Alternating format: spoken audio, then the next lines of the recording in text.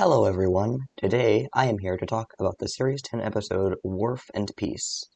Now, I know this episode is not spectacular. It marks the downfall of Skarloey's character from a wise old sage, if you will, to an absolute wimp. Most people either just hate this episode or try to forget it exists, but I feel like this story has potential. So today, I will talk about how this episode isn't entirely garbage and how the story could be fixed. But before I get into the story, I would like to talk about the model work. This episode thrives when it comes to impressive model scenes and sets. The prime example is, of course, the Wharf, which itself is an amazing set and an impressive size. It has always been one of my favorite sets from CGI or models. The running water, as well as the narrow and standard gauge engines, and plenty of moving parts like cranes and barges just make this set look really, really cool. Now, in terms of story, we first see the Wharf with lots going on. Skarloey gets scared or whatever and biffs some trucks, which crash into the buffers, and I'll give it this, even though the scene is stupid, this crash is really quite cool. Later in the episode, we see the rickety old bridge. Remember that one that collapsed in Season 7? Don't use the old wooden bridge, said Rusty. It's dangerous.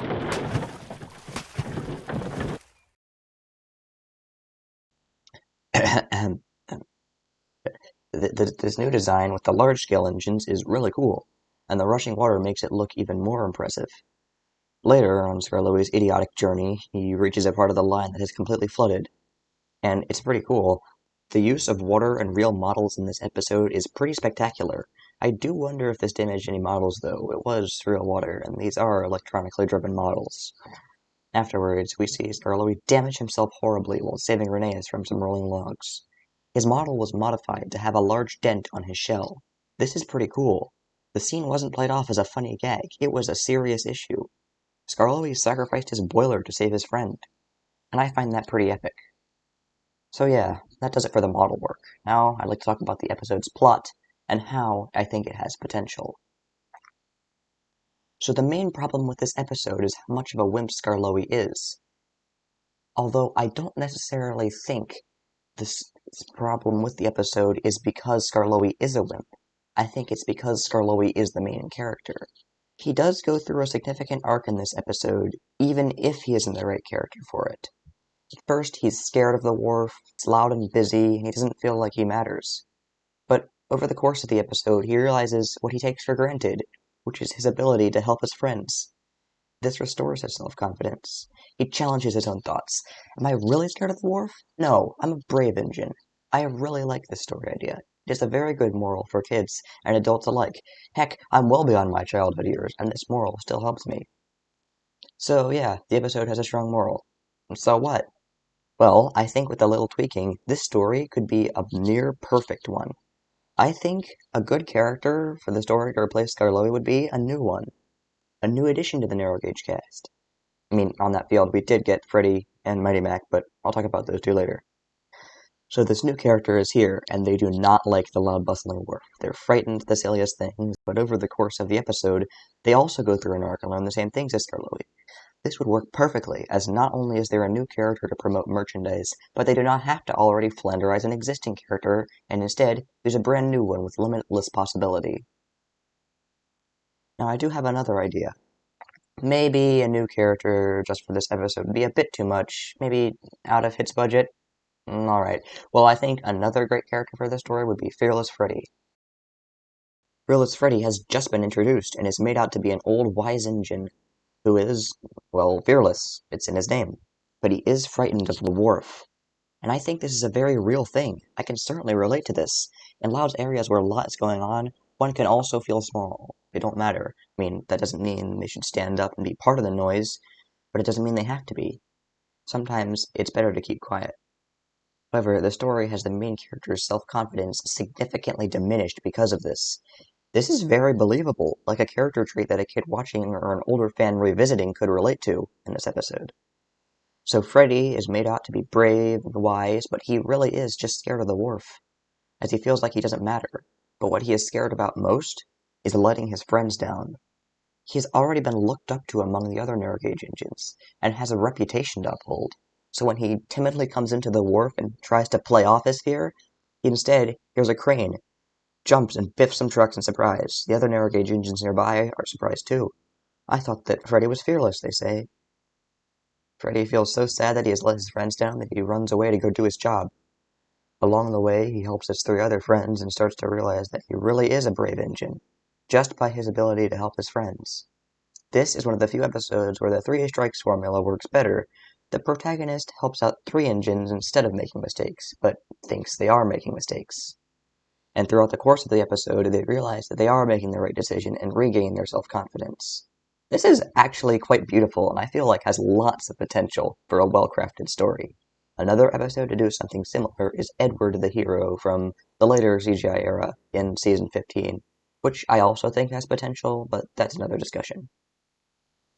So instead of the character at the end randomly having an epiphany and suddenly becoming brave, when Freddy steams into the wharf at the end of the episode, he sees all his friends that he helped throughout his day, and his other friends who saw him in his spot of weakness at the beginning, and they all thank and congratulate him.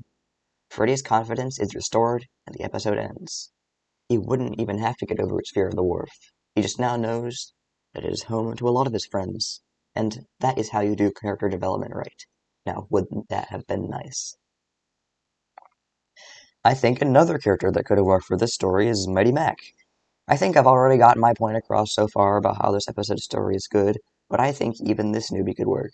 Maybe throughout the episode you have one half of the engine petrified of the wharf, the other not as scared simply because they are always facing away from the action.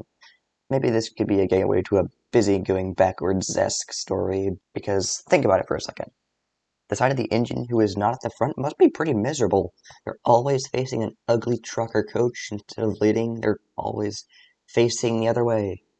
Maybe this could be set up in another episode, or even at the beginning of this one, done correctly, but where each character, there are one engine, so where each face, quite literally, falls flat, they bring out something in the other to help them out.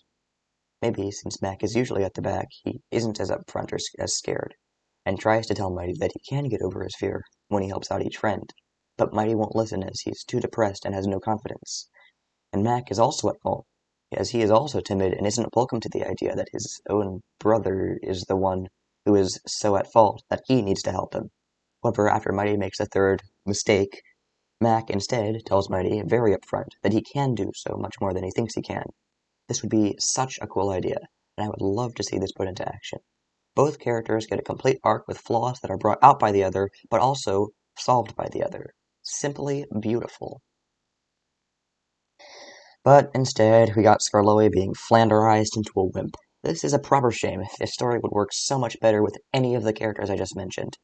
However, I still think that even with the flaws of Skarloey in this episode, I can still enjoy it for having a great concept, awesome model work, a unique story, stupendous character development, even if the character was flanderized so that they could be redeveloped, but a timeless message of the fact that you are braver than you believe, stronger than you seem, and smarter than you think.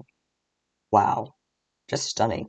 And even if you can't enjoy this episode, well, I sincerely hope this video brought to light some ideas that will certainly be very sweet food for thought, as we can all get caught up in the realm of what if. Thank you for watching this video. While I am writing this script and reading it, I don't know how well the video is going to do. But if it does do well, don't expect a lot of videos like this. They take a while to make and write for, and I don't know. I am not willing to put in that time. Regardless, I do hope you enjoyed this video, and I will see you in the next one, if you do decide to stick around. I'm a growing channel, and while my work isn't very frequent or high quality or consistent, I do not want my work to go unnoticed. Even if laziness is what's obstructing me half the time I make or try to make videos. So, if my channel does become popular, at the very least, share the video. I don't really want popularity or subs or whatever, I just want my work to be shared with other people in the Thomas fandom. I hope this has been a good way to spend your time, and I bid you goodbye. Till next time.